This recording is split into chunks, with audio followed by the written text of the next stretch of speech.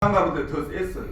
왜? 수출 1위를 매달 수출로 확대를 할 때 수산청장이 항상 수출을 20% 30% 이렇게 해서 하니까 그 수산청장을 했던 사람이 제1의 그 오정근 해군 해병대 사령관, 구자춘 그 경찰청장, 또 이알림 이런 쟁쟁한 사람들이 거기에 수산청장을 하면서 엄청나게 수산업이 원양어선이 한 척도 없는 곳에 26군데 원양업이 천척이 나가서 할 수 있도록 이런 것을 박 대통령이 그렇게 수산업에 관심을 가지고 지원을 해줬는데, 그때 제가 66년에 농림부 수산부에서 수산청에 보통고시를 봐가지고 들어가서 66년부터 80년까지 수산청에 근무를 하다가 제가 전두환 정권 때 해직이 됐어요. 그래가지고 중앙대에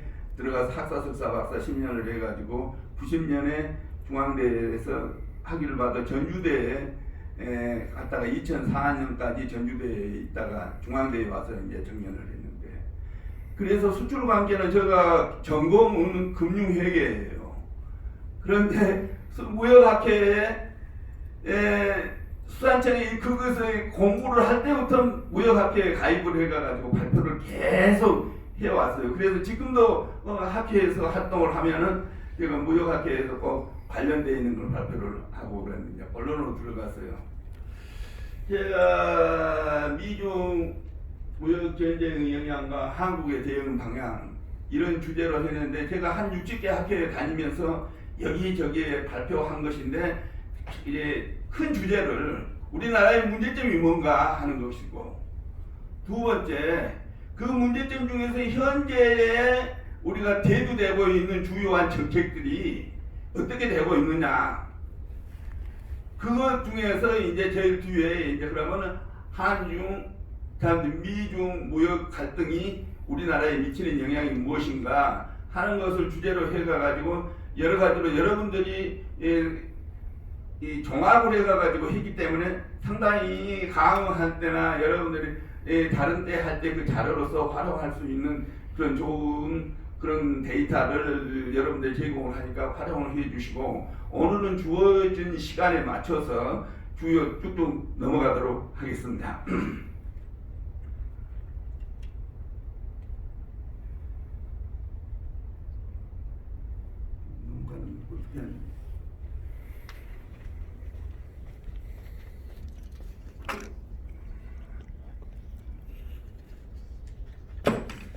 문제인식, 우리나라의 상공오공 클럽에 진입을 했는데 그 상공오공 클럽이라는 게 뭔가, 그러니까 우리가 4차 산업을 얘기를 하는데 4차 산업 제대로 하고 있나 하는 것과, 또 그 중에서 우리가 지금 오늘 주제가 되는 미국과 중국의 무역전쟁이 그것이 어떻게 영향을 미치나, 세계적으로 영향, 또 우리나라에 영향을 어떻게 미치고 있냐, 그러면 무역전쟁에 관한 그 대응 방안은 어떻게 할 것인가 하는 순서대로 살펴보겠습니다. 문제는 세계적인 경제에 관한 사항입니다. 금년 1월 달에 코로나가 발생하기 전에 금년에 세계 성장률은 3%로 봤어요. 그런데 코로나가 발생하고 나서 완전히 달라졌어요. 6월 7일 날 월드뱅크에서 이 얘기를 할 때 전 세계 경제 성장이 코로나로 인해서 마이너스 5.2%로 할 것이다. EU도 미국도 6.2%, EU도 6.1% 마이너스, 우리나라는 마이너스 1.0%로 이렇게 간다고. 완전히 과거에 미국에 봉황이 있을 때보다 더 심한, IMF 우리나라 당했을 때보다도 더 어려운, 굉장히 어려운 이런 상황에 처해 있다 하는 문제고, 우리나라 당면 문제 중에 하나는 크게 문제가 있는 것이 저출산에 관한 문제예요. 저출산에. 우리나라가 과거에 100만 명씩이 낳았거든요. 그때 보통 우리 60년대에서부터 70년대 박정희 대통령이 뭔 얘기를 했냐 그러면은 먹고 사는 것이 어려우니까 하나만 나가 잘 키우자. 그때 박정희 대통령이 인구정책을 잘못해 가가지고 그것이 지금 뒤에 우리나라에 큰 사회 문제를 일으키는 원인이 됐는데, 그게 OECD 국가에서 평균 출산율이 1.67이에요. 우리나라는 OECD 국가에서 작년에 최저의 0.90이 한 명도 안 나고 있는데, 최소한도 2명 이상 낳아줘야 하는데, 그 출산율이 작년에 30만 명 정도밖에 안 돼. 100만 명 낳아야 되는 30만. 이것이 해결되지 않으면 우리 교육의 문제, 우리 노동의 문제, 뭐 우리 전반적인 문제가, 이것을 큰 사업 문제인데 이것을 해결하지 않는 정책을 지금 계속 펴고 있는데 그게 문제다 하는 거고, 각 정권이 바뀔 때마다 이슈를 내보는데, 이명박 정부의 녹색성장, 박근혜 정부 창조경제, 이 정부에서 4차 산업혁명 얘기를 하면서 소득주도 성장, 뭐 최저임금 뭐 이렇게 했는데, 이런 정책들이 소통 부족으로 인해 가지고 자기들끼리 하는 이런 정책들이 전혀 먹혀 들어가지 않고 있다. 어려운 상황에서 우리나라의 지금 문재인 정부 지금 3년이 지나고 나서 소득주도 성장, 일자리 창출이라는 것이 전혀 지금 역대 정권에서 최하위다. 이 문제, 그러면 바꿔야 하는데 기조를 바뀌지 않고 있는 것이 더욱더 더 문제다 하는 거고, 또 하나 이제 우리 노동 생산성이 OECD 국가 중에서 최하예요. 노동 생산성이 우리나라 가입률이 10% 정도밖에 안 되는데, 그 노조를 주도하고 있는 것이 민노총, 한노총 이런 곳인데, 이 사람들이 유럽에 있는 그런 노동과 같이 개혁을 하지 않고 생산성에 따라서 자기들의 임금이나 뭐를 주장을 해야 하는데, 자기들 이익만 주도로 하고 있기 때문에 우리나라 노동의 유연성이 아주 어려운 상황이 처해 있다. 이런 거 있고, 또 우리나라의 회계의 투명성, 역대 대통령이 다 이런 투명성 때문에 다 감옥에 가고 있는 이런 나라, 민주화하는 작전 쓰는 건 모르지만은 우리나라가 여러 가지 어려운 이런 상황을 하고 있다. 이런 것도 한국의 이 문재인 정부에서 4차 산업을 2016년에 얘기를 하고 했는데, 4차 산업이 제대로 역할을 하려고 그러면 4차 산업은 규제를 풀어야 하는데 규제공화국이다. 그것을 풀지 않고 4차 산업 하려고 그러니까 여러 가지로 문제점이 있다. 이것이 우리나라의 전반적인 지금 당면의 문제점이다 하는 얘기고, 이게 또 쭉 넘어가고, 이게요, 3050 클럽이라는 게 뭐냐 하는 거예요. 그 전에 2050 클럽이라는 것이 있었는데, 2050 클럽이라는 것은 1인당 GNP가 2만 불에 인구가 5천만이 되는 것을 2050 클럽이라고 그러는데, 2050 클럽에 2012년 6월 23일에 우리가 2050 클럽에 진입을 했다. 2050 클럽에 진입하는 국가들이 봐보면 일본, 미국, 프랑스, 이탈리아, 독일, 영국이 1996년에 2050 클럽에 진입하고 나서 우리나라가 일본 다음으로 동양에서 두 번째로 우리나라가 2050 클럽에 2012년 6월 23일에 진입을 했는데, 2050 클럽에 진입하는 나라의 특성을 봐보면은 지속적으로 성장해가지고 경제가 아무리 세계 경제가 호황 불황을 불문하고 지속적으로 성장하는 특성을 가지고 있다. 국가의 경쟁력을 얘기를 할 때 다른 것보다도 이게 저는 확실한 타당성이 있는 지표라고 본다. 2050 클럽에 진입하는 그 나라들은 대개 바로 3, 4년 후에 3050 클럽에 진입을 하는데, 3050 클럽이라는 것이 3만 불 소득에 5천만이 되는 것을 얘기를 하고 있다. 그런데 우리나라가 2018년에 31,149불로 우리가 3050 클럽에 다른 나라와 같이 좀 늦기는 했죠. 한 7년 만에 3050 클럽에 진입을 했다 하는 것이, 우리나라의 경쟁력이 남북이 대치되어 있어도 우리나라가 7위권의 경쟁력을 가지고 있다는 것을 저는 자부심으로 느끼고 있어요. 그런데 2050 클럽에서 3050 클럽 진입하는 나라는 보통 다른 선진국은 3, 4년에 했지만 우리는 조금 늦게 한 7, 8년 상공오공 클럽에 진입을 했어요. 그런데 상공오공 클럽이라고 그러면 선진국이라고는 그러는데, 그러면 우리 국민이 느끼는 것은 모든 국민들이 우리 상공오공 클럽에 진입했기 때문에 우리나라는 선진국의 나라들의 국민들 같이 소득이 그만큼 되느냐 하는 것에서는 우리 국민들이 전혀 그렇게 느끼지를 않고 있다. 왜? 소득의 양극화가 심하기 때문이다. 이 문제를 해결해야 하는 것이 우리가 상공오공 클럽에 진입하는 나라로서의 해결해야 할 문제다. 어쨌든 그러나 한 215개 정도 되는 그런 나라에서 우리가 7위권의 경제성장을 하고 있다는 것은 대단한 것이다.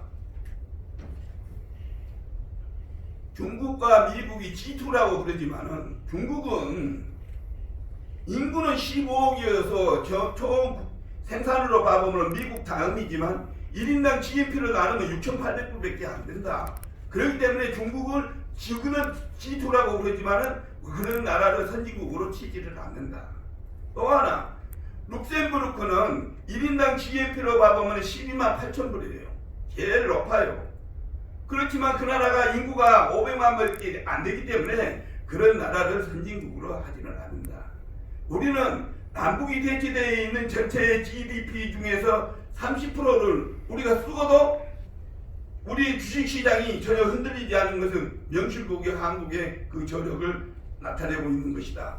그렇기 때문에 그런 상황에서 잘해야 할 것은 우리 모든 국민이 과거와 같이 노무현 대통령 이전같이 우리가 합쳐가지고 열심히 해야 하는데, 그 이후로 우리나라가 여러 가지로 어려움을 겪고 있다 하는 거예요. 문제는 여기다. 우리나라 한강의 기적을 지속할 거냐 하는 거예요. 우리가 60년대에서부터 1988년 올림픽 할 때까지 우리가 연 GDP가 8, 9% 성장을 했어요. 그렇게 지속적으로 성장했어요.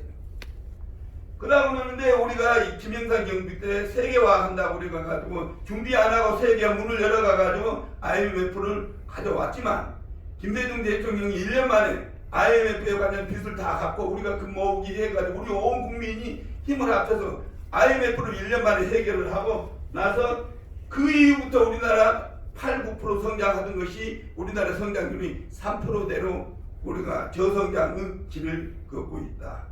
그런데 저성장이 있지만 선진국의 입장에서 봐보면 OECD 국가에서는 우리나라가 제일 높은 성장률을 하고 있기 때문에 우리나라가 지금 아까 얘기하는 상공오공 클럽 7번째 나라로 된 것도 그런 노력의 덕택이다. 그러면 앞으로 이것을 지속적으로 할 거냐? 문재인 정부 들어가가지고 우리 지금 하고 있는 것이 어떻게 우리 국민들이 어떻게 보고 있냐? 더구나 그것보다도 그런 어려운 상황에서 코로나라는 것이 또 생겨가가지고 이 어려운 코로나 또 뿐만 아니라 또 우리 태풍이나 홍수나 막 이런 것들이 지속적으로 나와 있는데, 이럴 때 우리가 온 국민이 어떻게 합쳐서 할 것이냐, 이런 것은 사실은 우리나라를 지도하는 대통령을 위시한 지도자들이 노블리스 오블리지의 그런 정신에 의해서 투명하고 깨끗하고 공정하고 이걸 잘해야 하는데, 그게 그 사람들이 잘해야 국민들이 마음을 합쳐가지고 할 거 아니냐 하는데, 우리 온 국민이 한번 생각해 봐야 할 것이고 교수님들도 한번 생각해 봐야 할 것이다. 앞으로의 이런 문제를 어떻게 해결할 것이냐 하는 것을 전제를 두고 각 학회에서 주어진 곳에 따라서 열심히 해야 할 것이다 하는 얘기예요. 그런 것에 대해서 쭉 넘어가기 위해서 우리나라에 관련되어 있는 자료들 여러분들의 시간이 없으니까 쭉 오늘 문제가 뭐고 하는 것, 4차 산업에 관련되어 있는 얘기도 4차 산업에 관련된 얘기를 한마디만 하겠어요. 4차 산업이 뭐냐 하는 물어봐요. 제가 시험에 출제를 해가지고 공무원들 시험에 4차 산업과 1, 2차, 3차 산업과 뭐가 틀리냐 하는 걸 물어보면 정답을 제대로 쓴 사람이 거의 없어요. 80, 90%가. 우리 교수들 할 때마다 학회에서마다 제가 물어봐요. 4차 산업의 1, 2차, 3차 산업과 4차 산업이 뭐가 틀리냐 하는 걸 물어봐요. 제대로 정답을 해주는 선생님이 없으면서 4차 산업을 학교 갈 때마다 4차 산업을 얘기를 하고 있는 거예요. 이것이 나를 슬프게 한다고요. 4차 산업과 1차 산업, 1, 2차, 3차 산업 한번 봅시다. 1차 산업은 우리가 1700년대 18세기 얘기를 하는 것이 1차 산업이거든요. 그때 전기기관이 발명했는데 농업사회에서 전기기관을 시작을 해가지고 이게 혁신을 가져오는 것이 그거 1차 산업이라고요. 2차 산업은 언제냐? 2차 산업 20세기 초 1900년대 모든 것이 기계화하고 전기, 기계 이런 것을 활용을 해가지고 이게 산업이 대량 생산하는 시스템으로 가는 것이 2차 산업이에요. 3차 산업은 1900 말년대 2000년대 초 엘빈 토플러가 얘기를 할 때 정보화 시대, 인터넷이 나오는 시기를 우리가 4차 산업이에요. 정보화 시대를 3차 산업이라고 해요. 그러면 4차 산업은 뭐냐? 우리가 2016년에 4차 산업을 얘기를 할 때 4차 산업을 얘기하는 스마트 시대라고 해요. 스마트 시대. 인터넷 시대에서 데스크탑에서 있는 시대에서 스마트폰으로 가지고 의사결정을 할 수 있는 이런 시스템을 4차 산업의 시대라고 해요. 그러면 1차, 2차, 3차 산업에는 어떤 철학이 있었느냐 하는 것은 첫째, 1차, 2차, 3차 산업은 과거의 데이터에서부터 과거에부터 현재까지 가지고 나타나는 이런 자료를 이용을 해가지고 의사결정을 하는 거예요. 미래를 의사결정하는. 이것이 4차 산업의 일하는 방법이에요. 1차, 2차, 3차 산업에. 그런데 4차 산업은 스마트 시대거든요. 스마트 시대는 보이지 않는 정보를 우리가 인공지능이라든가 IoT라든가 빅데이터라든가 클라우드라든가 이런 걸 얘기해요. 보이지 않는 정보를 가상의 정보를 이용을 해가지고 미래를 예측을 하는데 이것이 더 정확하다. 그거에 바로 증명을 한 것이 이세돌이 우리가 그 아바타하고 했을 때 이세돌이 진 그 결과다. 이세돌이 바둑의 신이라고 우리가 가지고 했지만 일로 우리가 전 것이 그것이 들리까 하는 것인데 그 철학이 뭐냐 하는 1차, 2차, 3차 산업은 중앙집권화 시대 또 타일성, 톱다운식으로 모든 것을 하는 시대 또 모든 것이 지배와 통제 중앙정부에서 지방자치단체 통제하고 있는 시대 또 모든 노동에 관련된 이런 일들을 사람 노동으로 했는데 그걸 좀 기계화로 했지만 4차 산업의 시대, 스마트 시대, 가상 시대에는 어떠냐 그러면 모든 게 분권화돼요. 지방 분권화돼요.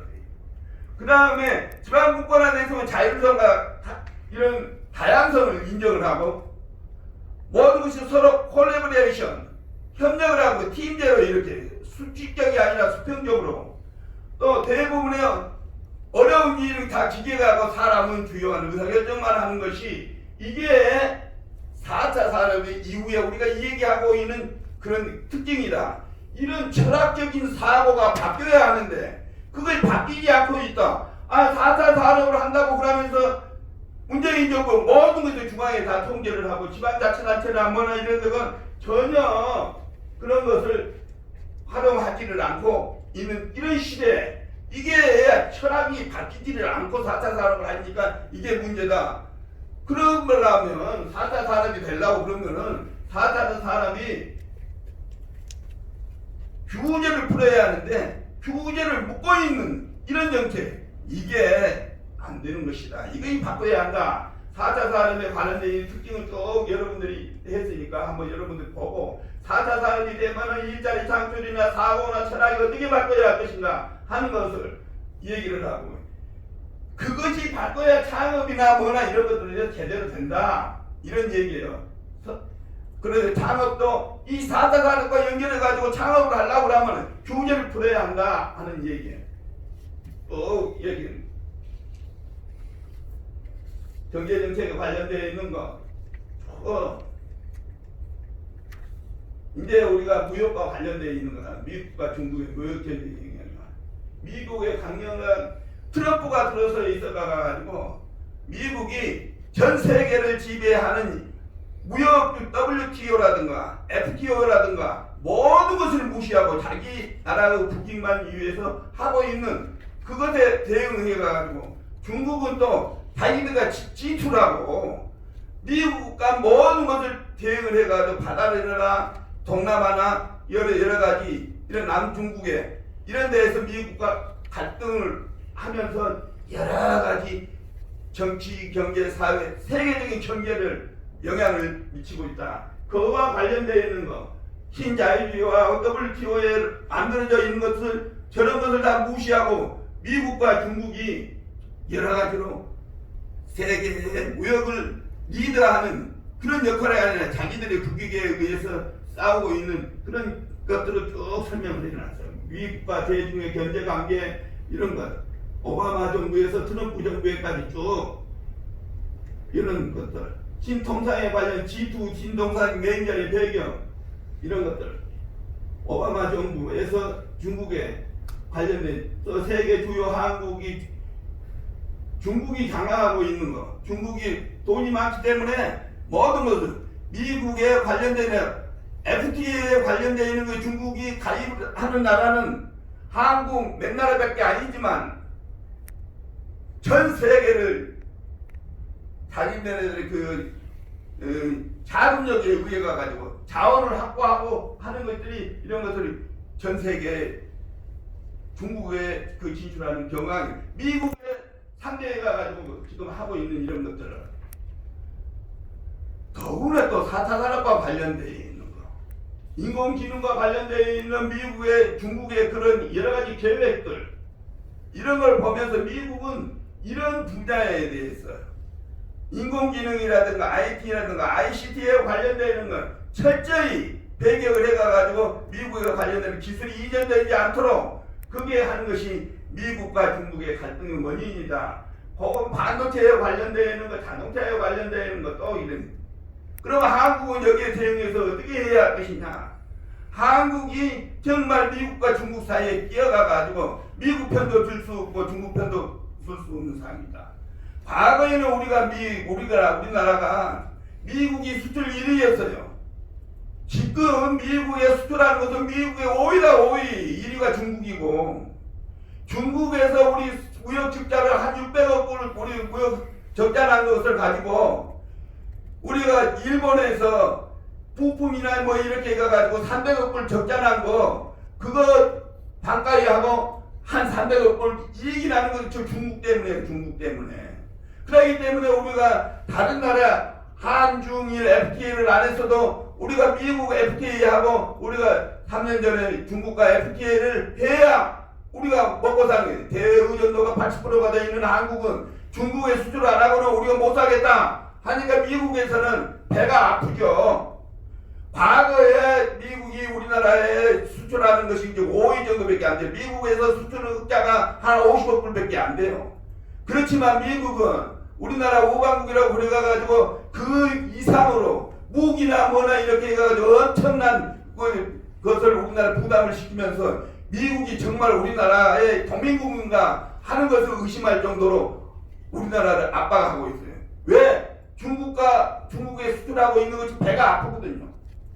그러면 우리나라는 수출을 하는데 그러면 중국으로 수출 안 하고 우리나라가 살 길이 없기 때문에 우리나라는 중국의 눈치는 안 볼 수 없다. 우리 모든 수출이 거기서 이익을 거기서 보는 거인데 일본 놈들은 한일 국교정사가 1965년 되는데 매년 200억 불 내지 300억 불 무역 흑자 적자를 우리나라 보고 있다. 부품을 사용해가지고 우리가 수출을 했기 때문에 일본 놈들은 그래도 그렇게 하면서도 36년 동안 우리를 지배를 해가지고 나쁜 짓 하고 그런 나쁜 짓을 했으면서 한일 국교정상에 가지고 매년 200억 불 흑자 보면서도 한국을 무시하고 있는 저 나쁜 놈들 쪽발이들을 우리가 어떻게 대처를 해야 할 것이냐 하는 거지. 남북이 우리가 이런 미중 사이에 우리가 동북아에 관련되어 있는 것을 우리나라를 지지하는 나라가 없다.